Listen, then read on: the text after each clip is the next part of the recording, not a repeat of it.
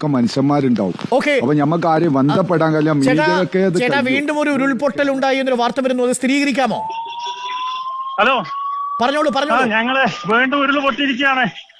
ഇതെവിടെയാ സ്ഥലം? ഞങ്ങളെല്ലാം ഇവിടുന്ന് ഓടിക്കൊണ്ടിരിക്കുകയാണ്, മന്ത്രിമാരടക്കം. എവിടെയാ സ്ഥലം? എവിടെയാ ഇത്? മുണ്ടക്കൈ തന്നെ പൊട്ടിയത്, ചൂരമല ഭാഗത്തേക്ക്. അവർ മിനിസ്റ്റർമാരടക്കം ആ സ്ഥലത്തുണ്ടായിരുന്നല്ലോ അല്ലേ? അവരും പോവുകയാണോ? ഹലോ പറയൂ. കേൾക്കാം. ഓടിക്കൊണ്ടിരിക്കുകയാണ്, അതാണ്. നിങ്ങൾ സുരക്ഷിത സ്ഥാനത്തേക്ക് മാറിക്കോളൂ. അതിനുശേഷം പണ്ട് സംഭവിച്ച മുണ്ടക്കൈ തന്നെയാണ് സംഭവിച്ചത്. അവിടെ തന്നെയാണ് സംഭവിച്ചിരിക്കുന്നത്. ഏറ്റവും വലിയ പൊട്ടല പൊട്ടിയിരിക്കുന്നത്. ഒന്നുകൂടി ഒന്ന് പറയാമോ? ആദ്യം പൊട്ടിയ മുണ്ടക്കൈയിൽ നിന്ന് തന്നെയാണ് പൊട്ടിയിരിക്കുന്നത്. അവിടുന്ന് ഏറ്റവും വലിയ രീതിയിൽ. അയ്യോ, അതായത് വെള്ളം വരുന്ന ഭീകരമായ അവസ്ഥയാണ്. തീർച്ചയായിട്ടും നിങ്ങൾ ആ സ്ഥലത്ത് നിന്ന് മാറി നിൽക്കുക. നമ്മുടെ റിപ്പോർട്ടർമാർ മാറി നിൽക്കുക. മിനിസ്റ്റേഴ്സ്, ഉദ്യോഗസ്ഥന്മാർ, എല്ലാവരും അവിടുന്ന് മാറുന്നു.